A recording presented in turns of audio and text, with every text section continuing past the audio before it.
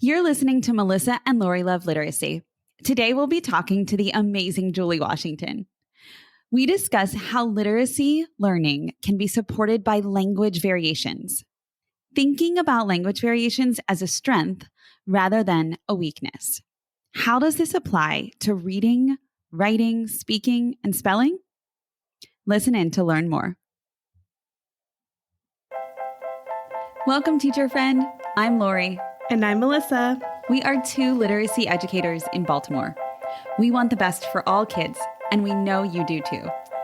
Our district recently adopted a new literacy curriculum, which meant a lot of change for everyone. Lori and I can't wait to keep learning about literacy with you today. Hi, everyone. Welcome to Melissa and Lori Love Literacy Podcast. Today, we are so excited because we have a guest who we've been looking forward to for quite some time now.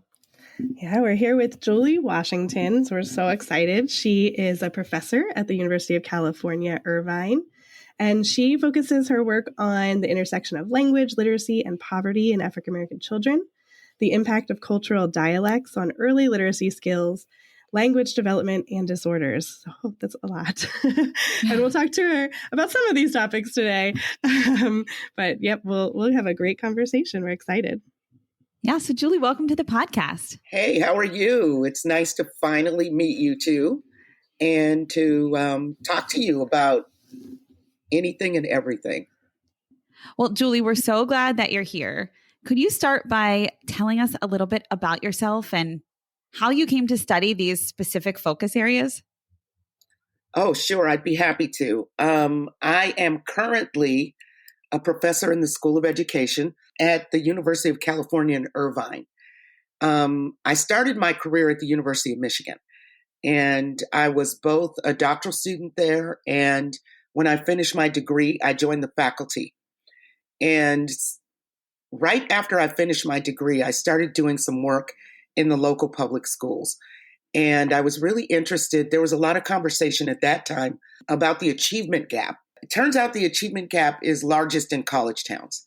And so I was living in a college town. They were really struggling. Actually, there's a group that focuses on that. It's called the Minority Student Achievement Network. It's a network of college towns around the country. Stanford, North Evanston, Madison, Ann Arbor, all of these huge college towns. So I was in Ann Arbor, which is one of those towns, and they were really struggling with the gap in achievement. And I'm a speech pathologist. And so I was really interested in how we were contributing as a discipline, because a lot of African-American kids that were qualified for special education services as speech and language impaired. And so I figured that we were contributing to this overrepresentation. And imagine my surprise, though, when I got into the school and one of the bigger issues was reading, so many African-American kids were struggling with reading. And so I got interested in how the language issues and the reading problem intersected with each other. Mm-hmm. And because I study cultural dialect, I was particularly interested in how dialect might impact the development of reading, and particularly African-American English. And I have to say at this point that I didn't make that up. This wasn't something that I initiated. It was a line of research in the 60s and 70s focused on how dialect might impact reading. But it turned out that it was kind of dropped. And people weren't really looking at it anymore and weren't really talking about it. And so we kind of revived on our research team at Michigan this focus on dialect and language. And one of our first tasks was to talk about African-American English in children, young children, because before that, the work was primarily with adolescents and adults.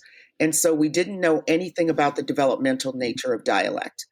And so we worked for the first few years of my career on just identifying the features of dialect in children and seeing how they might be different. And I had this experience whenever I submitted an article of having people say, well, the list you have is not complete. It doesn't include this, this, and this. And I would look at my samples and I'm like, well, kids don't do that. And so we had to take a step back and talk about what dialect looks like in children who are 4, 5, 6 years of age, who are just developing complex language and who are starting school. And so it was like this mix of sort of codifying dialect for children, trying to discover how that intersected with reading. And one of the things that you mentioned on your list of things that I do was we were also interested in distinguishing language differences from language disorder in dialect speakers, because we were having so much trouble at that time with overrepresentation on special education caseloads. And you fast forward to 2023, and I'm going to be at a conference in a couple of weeks talking about underrepresentation of African American kids. So there's been this big pendulum swing since then. Interesting. So it's been an interesting journey, but that's kind of where I started. Yeah, that's so interesting. I'm wondering if we can dig in a little. You already touched on some of these, but now I'm ready to dig in. Okay.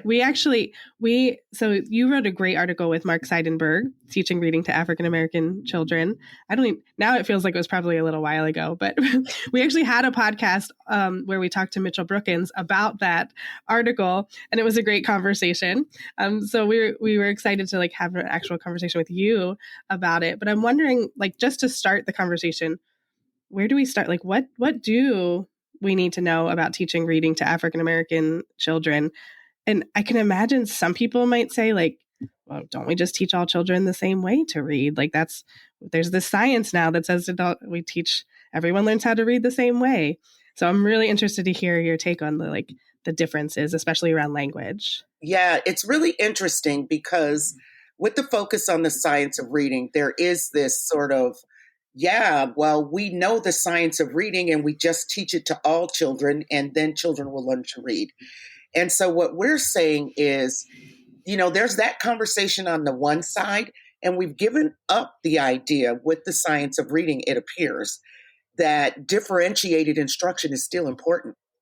And so no matter what you're teaching children, instruction has to be differentiated. So you may be teaching them, though, all of the same skills, but how the skills are taught is the issue. And that's something I think we kind of overlook. So yes, the science of reading applies to all children, regardless of their language background and race, ethnicity. Yes, I'm saying that out loud here. But how we get to teaching with more success and fidelity with children has to take into account the differences that they bring to reading instruction. If there was a one-size-fits-all way to teach reading, we would know it by now. There has never been, there will never be, and the science of reading is not that. It will never be that. There's no magic bullet, one-size-fits-all approach to reading. But we have a science of reading that tells us in order for children to successfully learn to read, these are the skills, the abilities that they need to have and that teachers need to be imparting. And so we do know that, and that's great. It's not like something that we just discovered. It is a history of reading research that's come together to help us see that there are some skills like phonemic and phonological awareness, vocabulary, all of these things that we need to teach in order for children to be good readers. And so then that brings us to kids who have language variation, right? So we know that when we teach reading, morphology and morphological awareness are really important, for example. So what happens when you have a group of kids who delete morphemes? Do you just teach them exactly the same way you teach everybody else? Mm-hmm. Can you give us an example of that, Julie? It's so true. So some of the major features of African American English impact morphology. And so, for example, if you are an African American speaker, you can delete the past tense ed marker from words. So you can say he jumped over the fence instead of he jumped over the fence. You can say he jumped over the fence instead of he jumps over the fence. You can say he jumping over the fence and delete the is. You can delete all the S's, third person singular, plural, possessive, past tense ed. All of those are variably included in African American English. So if you're a teacher who's teaching reading and you get to morphology, which impacts not only spelling, writing, reading, but meaning, do you not need to spend more time on those than you would with a child for whom they are always included? And so that's what we're saying here is that when I study African American children, we found very similar needs for children who speak other dialects also. And so, what we were trying to point out in that article is, yes, these children absolutely can learn to read. Yes, they are struggling to learn to read. Yes, we have a part in how to teach reading and improve the outcomes for these students. We have a lot of science that tells us what we need to do. And so the question is, how do we apply what we know differently for different populations? Yeah.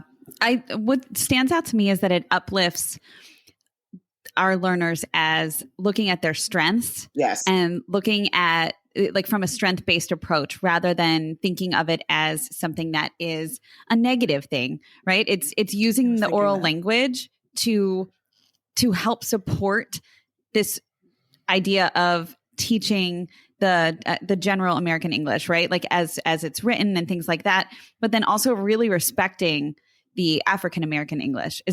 Do you think that is like a good take on that? It is. And it's something we really want to encourage, because when we think about teaching reading to African American children, when African American children who speak African American English, not all do, but when African American children who speak African American English show up at school, they are already experts in their community's language system. They know how it works. They know when it's correct. They know when somebody's not doing it right. And they get to school, and instead of building on this expertise that students have, we try to squash what they're doing and get them to make this switch. And the reality is, in asking children to make a switch, we're telling them to forego what they already know, because now that doesn't matter. And we need to teach you something else. And I think that's a real problem for us, and may have contributed to some of the difficulty we see students continue to have. I've been saying recently that Louisa Moats said that teaching reading is rocket science. And so as a teacher, how in the world do we expect children to learn rocket science with using a language system that they don't know? And so instead, we can do exactly what you said, Lori, affirm what they know, support their expertise, and teach them to read by integrating that into our instruction. I was going to just say, it must be so confusing for students to hear, like, that's wrong, right? However, yes, like jumped, jump instead of jumped, and they hear it's wrong, but then they go home and that's how their mom says it, their dad, their brother and sister. Everybody. That's yes. Like, what? Like, how confusing is that for a child to hear it's wrong when everyone in their life is saying it, and that's what they know? I can just imagine they walk away thinking that I don't get it. I don't get what's going on here. And then we see later, like at the other end, when one of the most probably illuminating experiences I've had related to this is actually talking to college students who, I go into this class every year and talk to the students about African American English and reading. And what the conversations that I've had with these students have been both important and heartbreaking. So the first student who ever responded when I did this said to me, I didn't know the way that I talked was a real thing. I thought it was just wrong. And oh, wow. Yes. And so then we had this long conversation about, why did you think that? Because my teachers told me that. And then the other students who were African American jumping in and saying, I had that experience too. My teacher used to put a pencil between my teeth and tell me to say these words correctly. And, every time I go back to this class, and I'm doing it again in April, and I'm always happy to do it, I'm going back to this class again. And every time I go, I have these conversations with students about how their use of language was ridiculed, was taught to them that it's incorrect. So now, as adults, they're trying to think about who they are and the language they use, and their resources are so tied up in trying to make sure they're doing it right that they're not contributing. And that is a travesty, and it's so sad. Julie, can I ask you a question? This might be slightly controversial. I don't even know, but I feel like I've heard. From African American colleagues that even within the African American community, there can be some pushback against African American English. Even they don't want to acknowledge that it's legitimate in a way. The most pushback I get is from the African American community, because for us, this is not just an intellectual issue. It's not just a research issue. This is our lives. And one of the things we know is that, we talk about dialects as being high prestige or low prestige. And a low prestige variety is one where when people hear you speak it, they think negative things about you as a speaker. And African American English is low prestige. And so as a community, we know that if you are not speaking General American English, you are very unlikely to get that job, to be admitted to that college class, to be respected by your peers. And so it has real life consequences for us.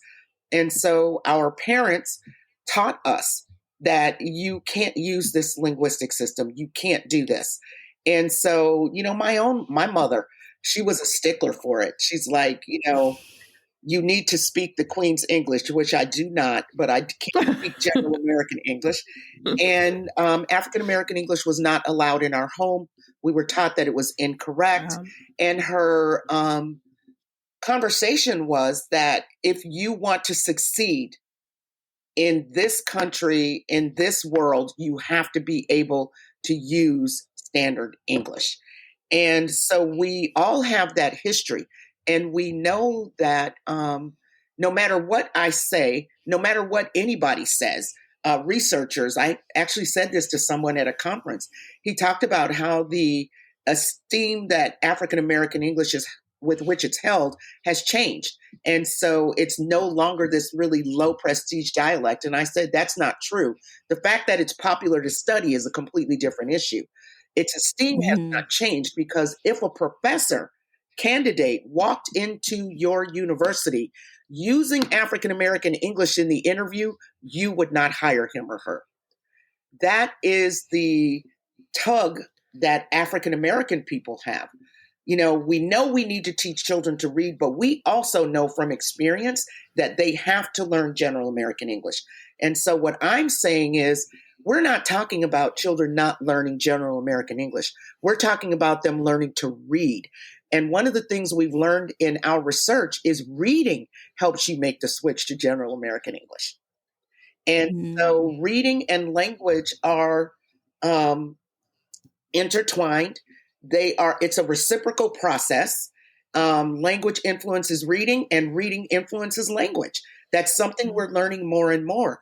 And so what we're saying is, no, I'm not suggesting at all that children not learn to use the language of education, media, and commerce, which is General American English, because if I do that, then I'm relegating them to, not really being able to leave their communities and succeed the way that they want to. But what I am saying is that when a young child enters school using a language system at which they have this expertise, and we are also trying to teach them a highly language-based skill, we need to allow them to use the language that they know to support learning to read. So yes, I'm glad you brought that up. Okay, good. That surprised me that well, not after you explained it, but it surprised me a bit about the pushback. But it makes sense. Oh, I was doing a talk once and I was standing at the podium and I saw these 4 Black ladies walk in and I thought, uh-oh. So they stood at the back and afterward they came up to me and said, we came in here, we were ready to let you have it. Then we listened. Oh, no. Yes, we listened to what you said and it makes so much sense to us. And so, yes, I'm completely aware. And I know that it's something that African American, especially educators, struggle with because we know what it's meant for us. And I know that what children really need is to be able to use both systems.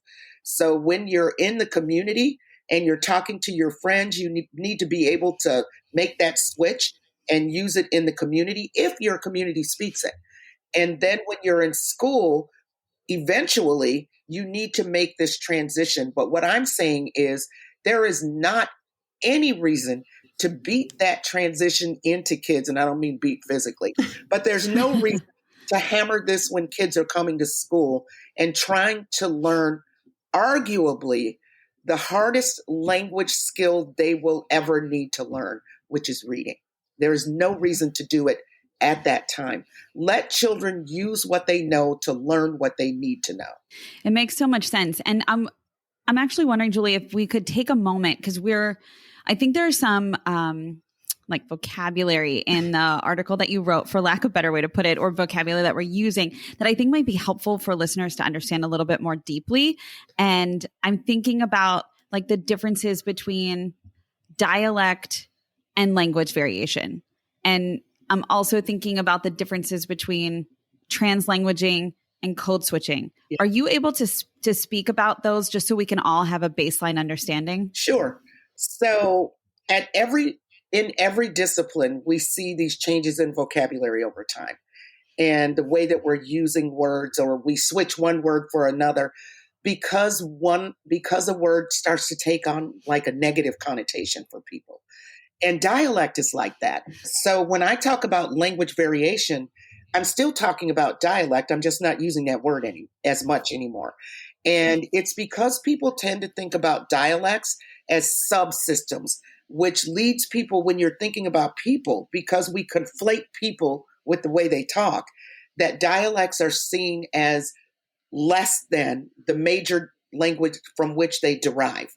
So we have started to talk about use dialect less and talk about language variation more, because what African American English is a variant of Standard American English. It's not less than Standard American English. It's on a continuum of American English. So if you think about American English on a line, there's General American English, Appalachian English, African American English, Southern English, Midwestern English, all on this continuum together.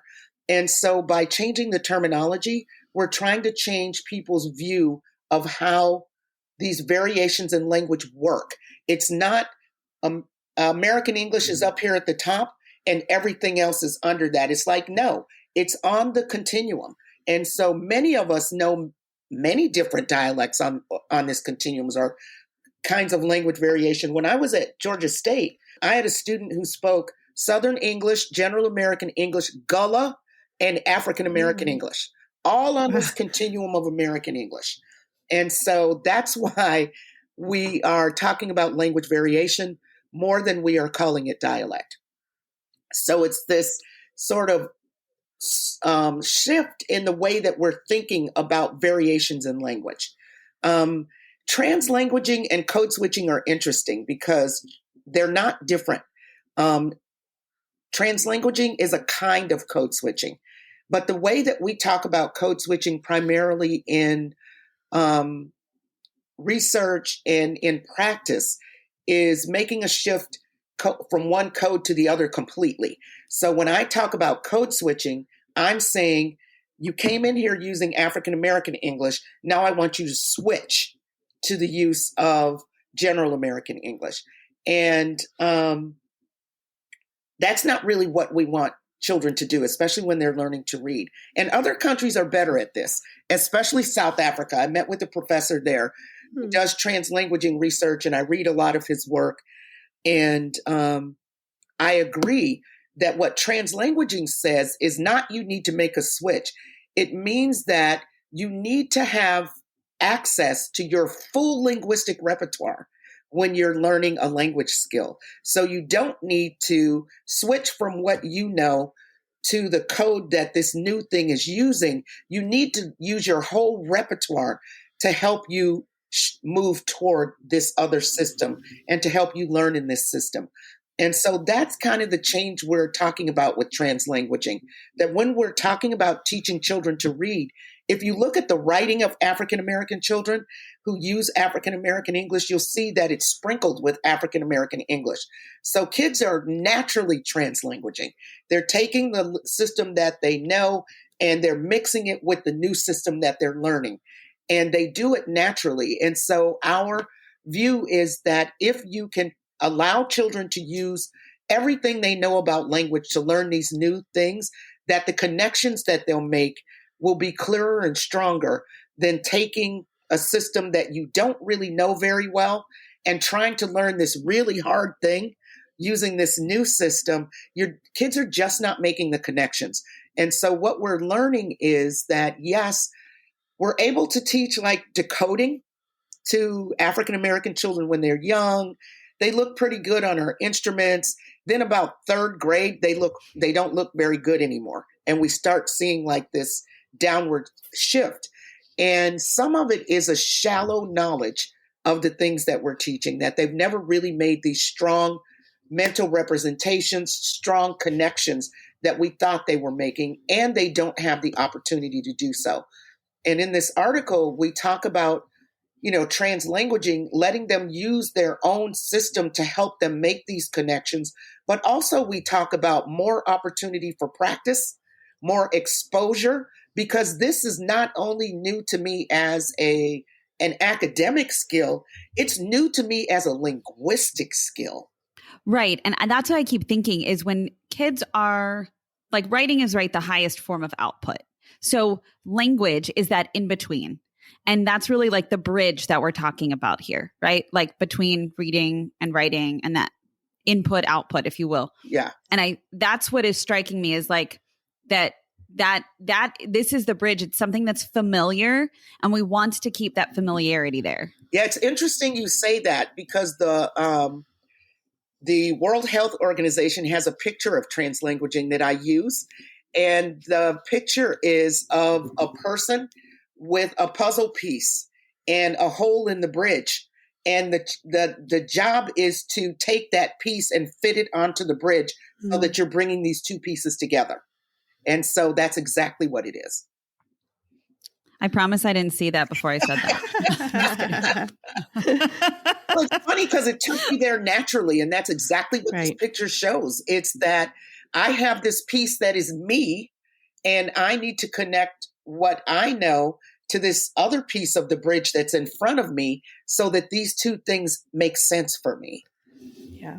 Yeah. And that just seems so like relatable for teachers. Sorry, Melissa, sure. Go ahead. No, it's okay. I was just wondering about, for a teacher or anyone who's unfamiliar with African-American English, I could imagine them thinking like, well, how many differences could there really be? Like you gave one example, and I don't even know how I want you to quantify this, Julie, but I'm just curious, like, are there a lot of differences between African-American English and General American English? There are a lot of differences, but there don't have to be a lot of differences. There just have to be differences. So one of the examples that I have a doctoral student who is an amazing reading teacher. And we just finished writing an article together where she has talked to me about her own experience as a white teacher working with Black kids and teaching them to read. And we use this example in the article as a vignette, and it's her experience. And so she was talking to this child, and she was talking about gold. And so like something gold. And the child stopped her and said, "Do you mean gold like jewelry or gold like in football or in sports because the child can delete the D. And so, do you mean goal like a necklace or do you mean goal like football? And she said, as a reflection, she stepped back and said, I wonder how many words there are like that for this child where he has to figure out which one I mean. And so then she took it upon herself. She said, I need to learn more about the dialect. And then she integrated it into her lessons. That whenever she knew that there was a word that was going to be impacted by additions or deletions of phonemes or morphemes in African American English, she integrated them into her teaching. And so it doesn't have to be 100 of them. It can be 10 of them. But if you use them enough in class and kids have enough to figure out, it doesn't mean they don't comprehend. It means that it slows them down while they're trying to figure out which one you mean. And so if we can influence that just by figuring out which things are going to be impacted and integrating it into teaching, then boy, we could make their jobs a lot easier. That was my next question for you is most of the people listening right now are probably teachers and they're probably asking well, what do I do? And is that the recommendation is knowing the students in front of you, whatever the language variation is of the students that you have, is it learning about those variations? Well said. Whoever's sitting in front of you, you need to know what they're doing differently with language and you'll hear it. And if the more kids there are in the classroom, the more likely the teacher is familiar with what they're doing. And so instead of just thinking, wow, these kids never use final consonants and thinking about it in like a pejorative way, think about it as it relates to your instruction and instead say, wow, these kids aren't using final consonants. I wonder if they can hear them when I'm using them during reading instruction. I wonder if they'll recognize them and include them when they're spelling. And the answer is no. And so the way that you use language or speech is often the way that you perceive it. And so if you say whiff instead of with, I promise you, you will spell it W-I-F. Yeah. Why wouldn't you? And so the first thing is to know who's sitting in front of you. Who are the kids sitting in front of me? What kinds of variants do I hear in their language? How might these variants impact learning to read? And because we now know that reading is a language skill, what your children are doing with language will absolutely impact reading in some way. And so your first job is to learn about the variation. And then to think about how when you're teaching phonology or phonemic awareness, one, how it might influence what you're doing. Two, how you might integrate it in to help kids hear the differences and learn the differences. And then to read. That's one of the things that's often missing, especially in urban classrooms, is reading. Reading is not just about instruction. It's about reading. It's about practice. Good readers read. Good writers write. Good speakers speak. And so you're never going to be a good reader without the opportunity to read. And I do not want to hear these kids don't have any books at home. Well, send some home. I don't want to hear their parents don't read to them. You know what? If you have kids who are struggling with reading, we all know enough about reading to know that parents may also be struggling. And so Absolutely. I don't want to hear that. What I want to see is reading in classrooms. And in urban classrooms where so many kids are struggling, I understand that teachers get really overwhelmed by the number of kids in their room who are struggling with reading, and they really get focused on the instruction piece. But I know that my kids went to schools where kids weren't struggling with reading, and what you saw in those classrooms was kids sprawled out on bean bags reading a book. You saw kids in the library sitting on the floor reading books. You saw kids everywhere reading because the teachers weren't as stressed with the reading instruction piece. But what I am saying is that even in the presence of all of that difficulty with learning to read, reading has to be included, not just reading instruction. Yeah. And we can read to the kids in school. Yes, I love it when you read to kids, and kids love it. I mean, I remember when teachers are reading chapter books, especially, and they're reading something really exciting, and they say, "Well, that's it for today," and you're like, "No!" I know. I also think, Julie, there are so many options, right? Like with what are they called? Like those taken plays. They're called playaways that like kids could check out of the library. Yes, school gives them a pair of headsets, take it home and listen, right? I mean, right. that could be something that a parent and a kid put a headset in and listen together and have that shared YouTube. Experience. I mean, there's so many just so much. That's right. Read alouds.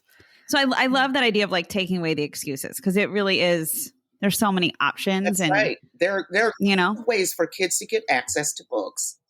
So many ways. I think that kind of leads me to think about that idea of like biases, like kind of as an educator, I have to check my biases at the door, right? Like I have to think about this like we started off the conversation in a really strength-based way. And how can I make it happen if it's not happening? How can I support this effort rather than thinking like in a detrimental way, which I know is like such a challenge when you're in the mix every single day. So I'll put it out there. We love you, teachers. It's hard. It's also a challenge when it's your life orientation. So if you believe this about kids who use language in a certain way or who look a certain way, you don't just believe it at school. You probably believe it overall. And so checking your bias is easier said than done.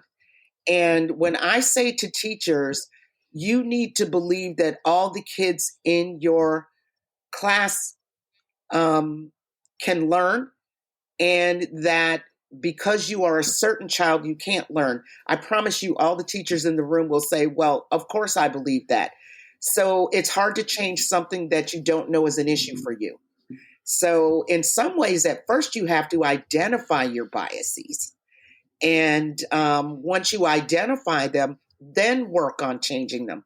You know, many years ago when I was in Michigan, and I still have these data, and maybe someday in some life I'll publish them, we gave teachers, parents, and children the same survey. And we called it a self-efficacy survey, and we asked them all the same questions. And the questions were things like, does this child, or do you, or does your child have the potential to go on to college? Will your child be a college graduate? Will this child be a college graduate? And these were kids in kindergarten, first and second grade. And what we learned was that teachers viewed kids' potential based on their current performance. So even if you were in first grade, if you were struggling with reading, the teacher said on this survey, this child is not going to go on to college. Oh my God, then what is the point of continuing to come to school? If you believe that my current performance can't be improved and I can move on and become a college graduate. So that's a bias that not only influences your thinking, but it will absolutely influence the way you instruct this child. Research on teacher expectations talk about them as self-fulfilling prophecies. That if you believe this about children, it becomes prophetic because it influences the way that you instruct them. So these are not glib, you need to change your biases, unimportant issues. They are absolutely critical to the outcomes and the future of the children who are sitting in front of you. And I imagine the language plays a huge part in that, because like you said earlier, you know, if it's a language variation seen as low prestige, like you mentioned, what does that do to what people think about the children right away? You know, exactly. We really conflate the way you talk with who you are, how smart you are, how capable you are, what your future's going to be. And that has significant consequences for not only overall academic outcomes, but for whether a teacher actually believes that children can read or will learn. Yeah. Mm-hmm. And that just kind of broke my heart, because I mean, you're saying even in like kindergarten, first grade, but we still need to teach them. Exactly. And we need for that teaching to not be perfunctory. I'm teaching them because I'm getting paid to teach them. It needs to be, I'm teaching them so that this child will have the best possible outcomes that he or she can have and will be able to go on and do the things they want to do in their life. That's what we're doing as teachers. As a university instructor, it's clear to me that I have these eager undergrads sitting in front of me who someday want to be doing what I'm doing or things that I have done. And my job is to prepare them for that. And when they come to that process with different kinds of skills and abilities and challenges, then I have to change what I'm doing with that student in order to be sure that they get the content in the class. And I know that that's my job. And I know teachers know it's their job too. But this issue of what are your biases? What do you really think about the student sitting in front of you? How does their language use influence what you think? Mm-hmm. It makes me think so much of the opportunity myth from TNTP, where they found that the 4 key resources that students need in their daily school experiences are grade level appropriate assignments, strong instruction, deep engagement, and what we're talking about, high expectations. Yep. Teachers who believe that students can meet grade level standards. And that always strikes me, right? Like I send my kid off to soccer practice 3 times a week. Do I send her with a coach who thinks that she's not going to be able to meet the standards? And if that she's not, the standards of the play, the practice, the game, right. And if she's not, then I put my faith in the coach that he's going to teach her. Not that he's going to say, well, I guess you're just not going to keep playing soccer, right? Like we're going to just teach you what you need to know. We're, like you said, Julie, we're going to practice it, right? And we're going to keep trying. We're going to keep learning together. But my expectation is that you're going to learn how to do this skill or this thing. And I'll keep teaching you how to do it because I think you can. And because I'm teaching you how to do it. Right. And I'm going to teach every child in front of me to play soccer the best that I can and the best that they can. They can. Yes. Right. But Rod Page, who was one of our former secretaries of education, I think it was during the Bush administration, talked about the tyranny of low expectation and how it influences student outcomes. And he really pushed for, in our lowest income communities, making sure that those students are getting the same high quality instruction as their students are with more resources, because those low expectations are a self-fulfilling prophecy. Oh my gosh, we could keep talking about this. I love talking about this, but go ahead, Melissa. I was just wondering, like, I always put my teacher hat on, I'm like, as a teacher, I'm just wondering, like, what do I do now, right? Like, if I want to learn more, Julie, do you have any recommendations for teachers of where they can go to learn about different language variations, African American English specifically? Yeah, sure. I mean, there are a few of us out here who are doing this work. It's not just me. There are a number of us who are doing it. And so if you look for those people, the work that they're doing, Julie Washington, Lakeisha Johnson, Brandy Gatlin Nash, Nicole Patton Terry, Jana Edding at LSU, Monique Mills, who's at the University of Houston. There are a bunch of us who are looking at these issues with children in very different ways. And some of us who are in the trenches trying to change it, like Ryan Lee James, who was a student of mine and who's now out there in the trenches in Atlanta trying to influence outcomes. There are a bunch of us who are doing this. So there is, go to the research. The research is there. The lists of features are there. How they influence language and spelling and reading and writing are all out there. And so you can look for those.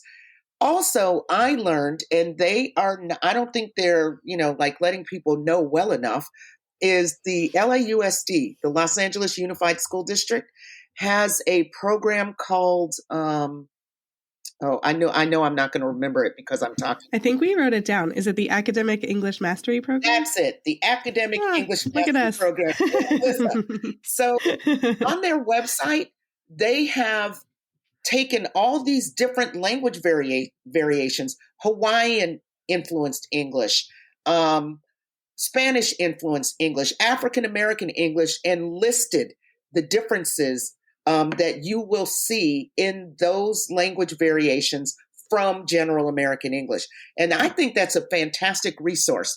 And California, which I've been here now for 2 years, is so diverse. And so there's so much linguistic diversity here. And so the schools are encountering it every day. And we're not just talking about kids who speak other languages. We're talking about children who have within language variation. So they use American English in a way that is different in their communities. And so I think that's a great resource. But teachers should also be reading. Like, you came to me because of an article. And that we wrote it. I was happy. American Educator approached me about writing it, and I was really happy to do it because of the wide audience that it has among teachers. And so Mark and I got together, Mark Seidenberg, and wrote this article. And we were both very excited because we knew that our target audience is not just our friends, fellow researchers, but also the teachers that we're trying to influence. And this is a publication that teachers read. Yeah. Well, I'm linking everything. I know it's so hard. I'm linking everything. And I have the resource from the LAUSD that it has some great printables. So just a little plug there for educators listening. It's linked in the show notes. Check it out. There's some printables, but also in the article that we're talking about here with Julie, there is a table that helps us understand the key features of African American English. If you're looking for a resource for yourself, just to kind of start with, I think it's a really nice little introduction overview to it. And then you can go a little bit deeper. So quick plug for that. Julie, is there anything that we're missing that you'd like to share, that you just feel compelled to say as we close out this podcast? Yeah, the only thing I really want to say is I don't want teachers to get overwhelmed by the information, because I realize how hard they're working. Have always been working hard and are working harder still in the face of the challenges that the pandemic created. And so, this is not you need to work harder. This is not what that conversation is about. This conversation is about, we have a science of reading. Many teachers are still learning it. Some of them already know it. And what we're asking you is to look at the children who are sitting in front of you and differentiate the science of reading based on what those students' needs are, whether their students are African American, American Indian, Latino, or Latinx, whatever the challenges are, or whatever the student looks like in front of you, take some time to figure out how your instruction might be impacted and see it as something that you can do to make reading less cognitively difficult for children. We're not asking you to change children. We're asking you to adapt your instruction to include them. What struck me, Julie, from an earlier part of this conversation is when you said we're essentially not taking away or changing what students are learning. Right. It's how we are teaching. And, you might teach it one way to everyone and then realize, oh my gosh, this group of students needs a little bit more, or these kids need a little bit more. Right. So you're going to change your approach there. Right. And that's where I think I'm struck is we're not saying change what you're doing. The what stays the same. That's that body of reading science research. That's and right. I just can't say that enough. That's what's really striking me. I took a nice notes while you were talking, and but it's how they get there. That's right. Yeah. It's your puzzle piece. It's how we help them get there. Yep. Yes. And one more thing I would want to say, and I've said it over and over again, and I just want to punctuate it. Children are not blank slates. They do not come to school knowing nothing. They know a lot. They have a lot of skills.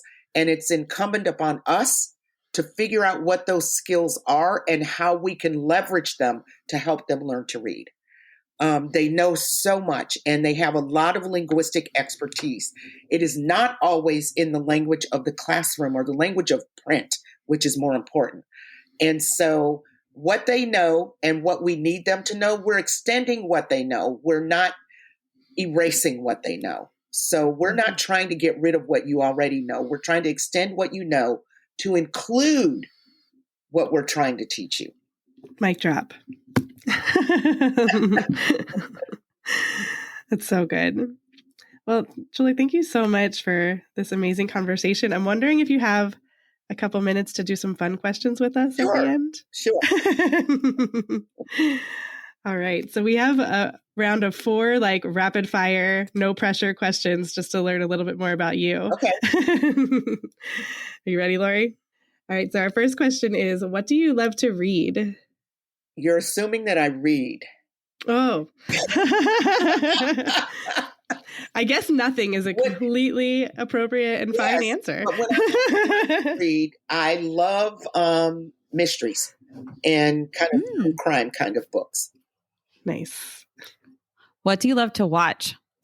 Oh, now see, that's very personal because these days I'm basically watching trash. We do too sometimes, don't worry. 90 Day Fiancé Happily Ever After has been my recent binge. I love this. I also love Major Crimes. I love that show. And The Closer. I've been watching reruns of those and Rizzoli and Isles on smart TV. I mean, nothing educational, nothing. So you need it though. When you work so hard, you need that outlet. Day. Yeah, I think everybody can relate to that. Right, what do you love to listen to? Oh, I love podcasts. I have discovered podcasts, and I really like to listen to stories about things that have happened. Sort of like some of the things I watch on TV, they're true stories about things that have happened. And I listen to podcasts when I walk. I listen to the crime ones. Drive. I was going to say, it seems like you might be into the crime. Yeah, a lot of crime ones. Those are good. Have you listened to the one, Melissa, you're going to know the title of it, but it's the serial. Is it This American Life? Serial. Well, what season am I talking about? Is it not this? The first Am one. I talking about the first one? Yeah. Have you listened to that, Julie? No, it's This American. Oh my gosh. I'm writing it down. No. Okay. So write down Serial. Okay. Yeah. And we'll SERIAL, not you, Melissa. Breakfast cereal. Yeah. Like Captain Crunch. Yeah, but I love podcasts, and I've learned a lot from them, and I have just enjoyed some of the stories. And it's like reality television in your ears. You can take it anywhere too. Yeah. All right. Why do you do what you love for education and for literacy? I do it because it's important. And I know that the children that we are interested in are underserved, understudied, and we need to know so much more because they're struggling not only now, but we know how much they will struggle in the future unless we get this right. Well, we are beyond grateful for you being here today. It was a true honor. We just adore your work and thank you for being here. We're just really grateful. I don't know what else to say other than thank you. Thank you so much. It was so much fun. Thank you.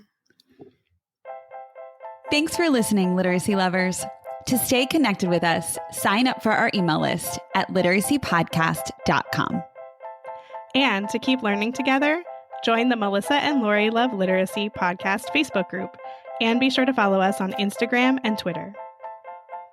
If this episode resonated with you, take a moment to share with a teacher friend, or leave us a 5-star rating and review on Apple Podcasts. Just a quick reminder that the views and opinions expressed by the hosts and guests of the Melissa and Lori Love Literacy podcast are not necessarily the opinions of Great Minds PBC or its employees. We appreciate you so much, and we're so glad you're here to learn with us.